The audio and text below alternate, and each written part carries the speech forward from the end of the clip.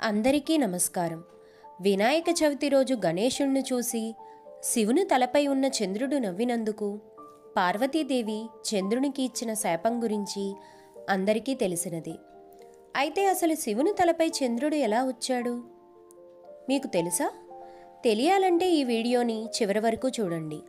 అలాగే మన ఛానల్ని ఎవరైనా సబ్స్క్రైబ్ చేసుకొని వాళ్ళుంటే సబ్స్క్రైబ్ చేసుకొని పక్కనే ఉన్న బెల్ ఐకాన్ని ప్రెస్ చేయండి.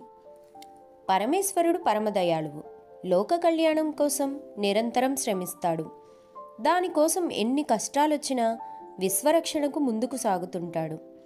అటువంటి శివుని తలపైకి అసలు చంద్రుడు ఎందుకు వచ్చాడు అనేది ఇప్పుడు తెలుసుకుందాం. అమృతం కోసం దేవతలు రాక్షసులు పాలసముద్రాన్ని మందర పర్వతాన్ని ఉపయోగించి వాసుకతో మదిస్తుండగా మందర పర్వతం సముద్రంలోకి జారిపోతుండగా అప్పుడు సాక్షాత్తు శ్రీ మహావిష్ణువు కూర్మరూపం ఎత్తి ఆ మందర పర్వతాన్ని తన వీపు మీద ఉంచుకున్నాడు.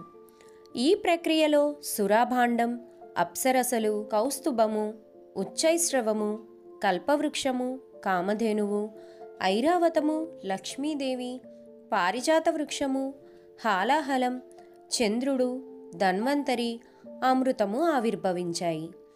అయితే హాలాహలం ఆవిర్భవించినప్పుడు భరించరాని వేడితో ప్రళయాగ్నితో ఉన్న ఆ మంటలను దేవతలు రాక్షసులు భరించలేకపోయారు. బ్రహ్మాది దేవతలకు ఈ సమస్య పరిష్కారం కష్టమైంది. చివరకు బ్రహ్మ విష్ణుమూర్తికి సమస్యను విన్నవించారు. హరి సూచనతో బడబాగ్నిని చల్లార్చాలంటే ఆ పరమేశ్వరుడే శరణ్యమని ప్రార్థించారు. వారి వినతిని విన్న శివుడు ఆ హాలాహలాన్ని ముద్దలా చేసి మింగి గొంతులోనే ఉంచుకున్నాడు. కానీ హాలాహలం వేడికి శివుని శరీరం నల్లగా మారుతుంది. దీన్ని గమనించిన బ్రహ్మ ఆలోచించి చివరకు చంద్రుని పిలిచి రుద్రుని జటాజూటములలో ఉండమని కోరాడు. చంద్రుని కిరణాలు లేలేతగా ఉంటాయి, వేడిని తగ్గిస్తాయి. దీంతో చంద్రుడు శివుని కేశములపై తన శశికిరణాలను ప్రసరించాడు.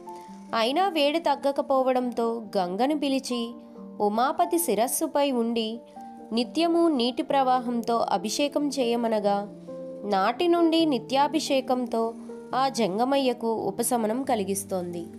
అందుకే శివునకు గంగాధరుడు, చంద్రశేఖరుడు అని పేర్లు వచ్చాయి.